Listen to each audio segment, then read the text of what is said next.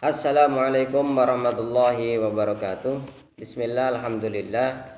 Wassalatu wassalamu ala rasulillah Muhammad ibn Abdullah, amma ba'd.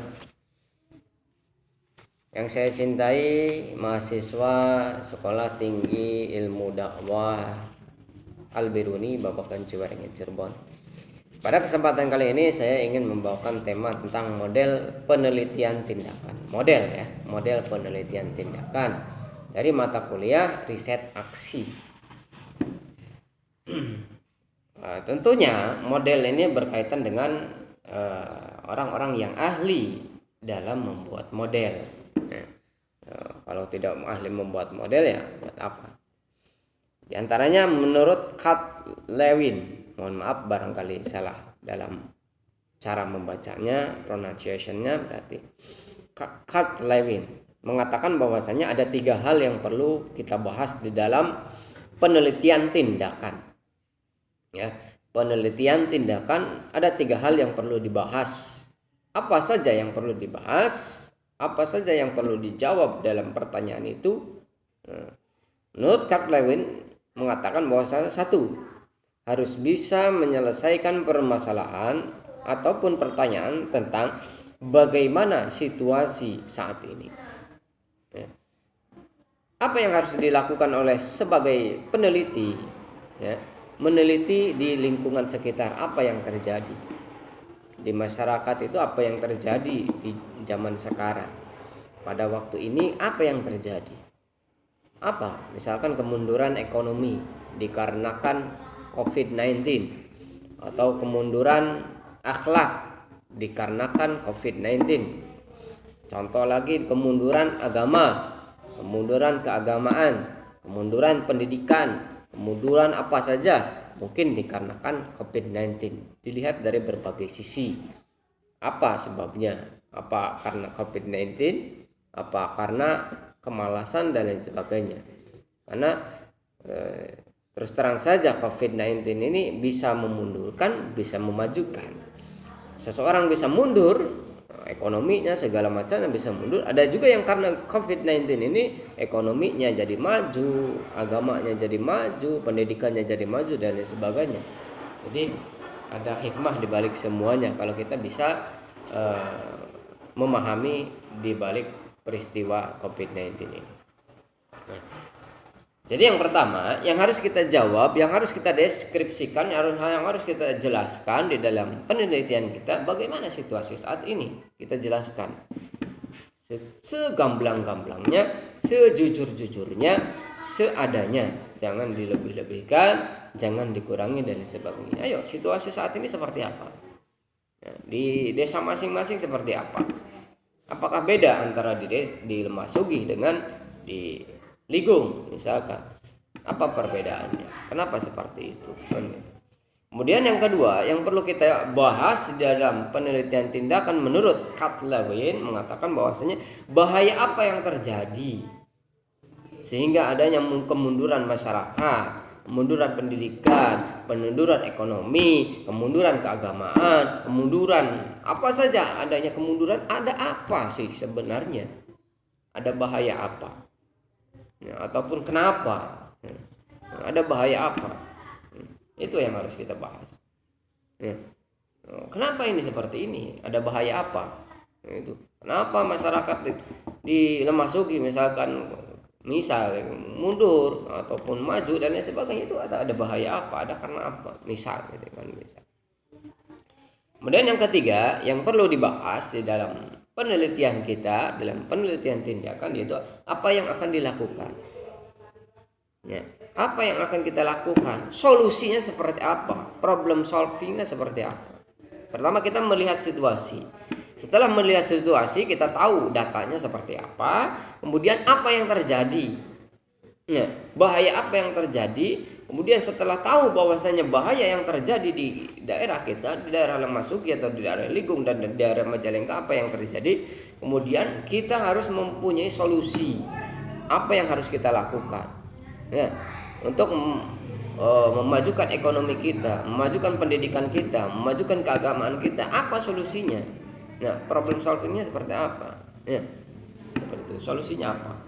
Itu yang perlu dibahas dalam penelitian tindakan menurut Cartman. Ulangi, yang pertama bagaimana situasi saat ini, yang kedua bahaya apa yang terjadi, yang ketiga apa yang akan dilakukan oleh kita setelah mengetahui apa situasi juga bahaya. Itu menurut Cartman. Kemudian menurut Kemis atau MC Matt Taggart mengatakan bahwasanya penelitian tindakan itu bersifat partisipatori. Ya. Partisipatori, sebelumnya kita sudah belajar tentang partisipatori. Ada partisipatori, ada juga yang lainnya. Apa saja hal yang penting di sini dalam partisipatori? Ini ada 7 hal yang penting perlu kita bahas. Berapa? 7 hal. Yang pertama, bahwasanya dalam penelitian kita harus bersifat pada praktik sosial. Jangan sampai bersifat pada praktik yang pribadi. Ya, harus bersifat sosial, harus bersifat umum. Misalkan ekonomi masyarakat di situ seperti apa, itu bersifat umum. Pendidikan masyarakat seperti itu di daerah itu seperti apa, itu bersifat umum.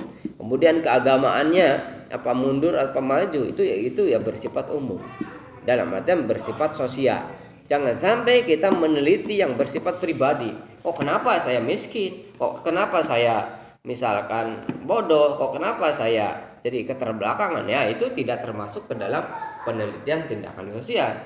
Jadi penelitian tindakan sosial itu bersifat sosial, ya, sosial umum, kemudian banyak orang yang terlibat di dalamnya. Kemudian hal yang kedua yang perlu kita bahas dalam penelitian tindakan yaitu berbentuk partisipatori. Ya, apa itu partisipatori? Ya, memerlukan banyak orang yang terlibat di dalam penelitian kita. Jangan sampai kita meneliti tapi hanya kita saja. Ya. Jadi dalam penelitian tindakan itu yang paling sempurna, yang paling baik itu bisa melibatkan semua. Siapa? Banyak orang. Misalkan di desa kita melibatkan pamung desa, kemudian melibatkan masyarakat. Ya, itu semuanya terlibat di dalamnya. Apa yang harus kita dilibatkan? Ya, seperti misalkan kita menyebarkan angket, wawancara dan lain sebagainya. Itu keterlibatan masyarakat di dalam penelitian kita.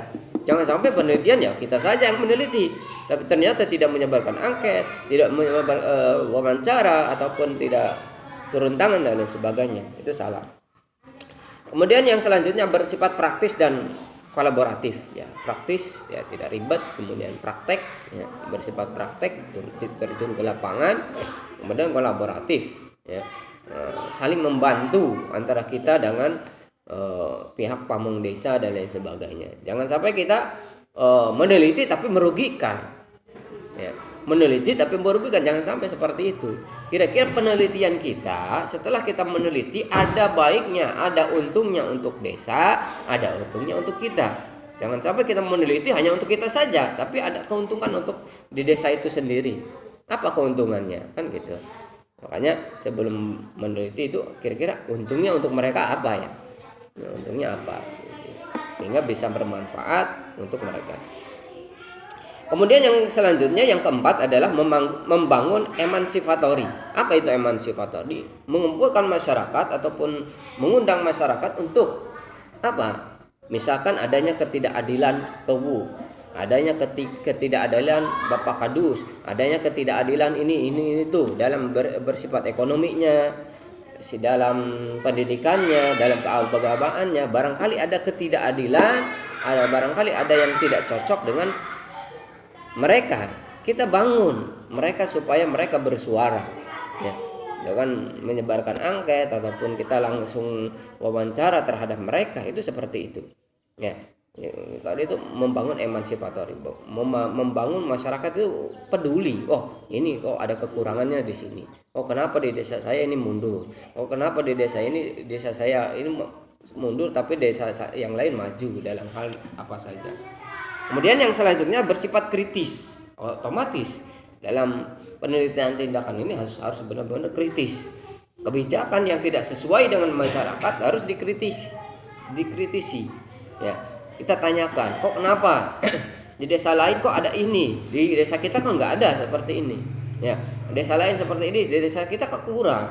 Di desa lain maju, misalkan pendidikannya maju, kok di desa kita kurang. Itu harus dikritisi, kenapa dan bagaimana, aturannya seperti apa, kan harus dikritisi. Kemudian bersifat reflektif. Reflektif, kita sengaja untuk meneliti, ya, menyengaja untuk meneliti supaya bisa memadukan antara teori dan praktik. Jangan sampai teorinya bagus tapi praktiknya ya biasa-biasa saja, ataupun praktiknya bagus ternyata teorinya kurang dan sebagainya. Harus seimbang. Nah, kita juga harus sengaja terjun ke dalamnya. Kemudian yang ketujuh, yang terakhir, mentransformasikan teori dan praktik. Ya. Jadi harus bisa mentransformasikan, mengartikulasikan teori kepada praktik. Jangan sampai teorinya bagus tapi kita tidak bisa mempraktekkan teori itu, kan gitu. Prakteknya kalau teori banyak, teori dari berbagai macam ahli mengatakan seperti ini, tapi kadang-kala kita untuk terjun ke lapangan kadang-kala susah. Ya. Jadi untuk penelitian tindakan kita harus bisa mengartikulasikan, mempraktekkan teori kepada praktik yang lebih tepat, ya, sehingga lebih jalan, lebih bagus lagi. Itu. Jadi ada 7 hal yang harus kita bahas di dalam penelitian tindakan menurut Chemis atau MC Taggart. Mohon maaf barangkali kesalahan dalam mengucapkan, ya. Kemudian satu lagi menurut John Eliot, tulisannya John Eliot. Nah, nggak tahu bacanya seperti apa, ya. Nah, takut salah, ya. Mengatakan bahwasanya dalam penelitian tindakan itu harus bersifat, kita ini harus belajar profesional. Nah, profesional sesuai dengan profesi kita, ya. Profesional itu ya sesuai dengan aturan seperti apa, ya, taat aturan menurut kebijakan seperti ini, menurut aturan seperti ini, ya kita taati lah, bersifat profesional. Jangan sampai kita keluar daripada aturan-aturan itu sendiri. Kemudian menurut John Eliot mengatakan bahwasanya ada 3 dilema. Apa dilemanya itu? Yang pertama dilema teori. Teori, praktik dengan inovasi. Ini harus, ketiga hal ini harus bisa kita menyatukan antara teori, praktik dan inovasi, ya. Harus bisa menyatukan, bisa mengkolaborasikan. Teorinya seperti apa, praktiknya seperti apa. Kemudian setelah praktik itu bukan hanya kita mempraktikkan yang teori itu saja, kita harus bisa inovasi, ya, membuat sesuatu yang baru yang bermanfaat untuk umat, yang bermanfaat untuk masyarakat. Jadi jangan hal-hal itu saja. Jadi teorinya seperti apa, tindakannya seperti apa, kemudian kita membuat inovasi, membuat sesuatu yang baru yang bermanfaat untuk umat. Itu menurut John Eliot kedua kalinya. Kemudian yang ketiga kalinya, ya, yaitu konteks kebijakan, ya. Dalam artian, ya, kita meneliti di suatu desa, di suatu tempat, di suatu daerah, ya kita juga harus tahu kebijakannya seperti apa. Ya, jangan sampai kita meneliti tapi kok ternyata kebijakannya tidak sesuai dengan kebijakan. Ya, kebijakan desa itu seperti apa? Ya, kita meneliti di situ seperti apa. Ya, penelitian kita sesuai dengan kebijakan yang ada. Ya, misalkan kita meneliti di daerah yang zonanya zona hitam, kita harus patuhi protokol kesehatan yang ada di zona hitam itu. Jangan sampai kita keluar daripada kebijakan itu, karena kebijakan itu ya dibangun atas kesepakatan, itu ya, dibangun atas kesepakatan, atas kebersamaan dan lain sebagainya. Jadi itu yang bisa saya sampaikan. Kita ulangi. Pertama, menurut Kat Lewin mengatakan ada 3 hal pertanyaan yang harus kita jawab di dalam penelitian tindakan. Yang pertama, bagaimana situasi saat ini? Kemudian yang kedua, bahaya apa yang terjadi? Kemudian yang ketiga, apa yang harus kita lakukan? Itu menurut Kat Lewin. Yang kedua, menurut Chemis dan MC Taggart mengatakan bahwasanya penelitian itu bersifat partisipatori. Ada 7 hal yang perlu kita lakukan. Yang pertama, berorientasi pada praktik sosial yang bersifat sosial, bersifat umum, kemudian membantu partisipatori, kemudian praktis dan kolaboratif, kemudian membangun emansipatory masyarakat, kemudian bersifat kritis, refleksi, dan mentransformasikan teori dan praktik. Kemudian menurut John Eliot mengatakan bahwasanya kita dalam penelitian tindakan itu harus bersifat profesional, ya, adanya dilema, teori, praktik, dan inovasi itu harus bisa menyatukan itu, harus bisa melaksanakan itu. Kemudian kita jangan sampai keluar dari kebijakan yang ada. Mungkin itu saja yang bisa saya sampaikan. Mohon maaf atas segala kekurangannya. Wallahul muwaffiq ila aqwamit thoriq. Wal 'afwu minkum. Wassalamualaikum warahmatullahi wabarakatuh.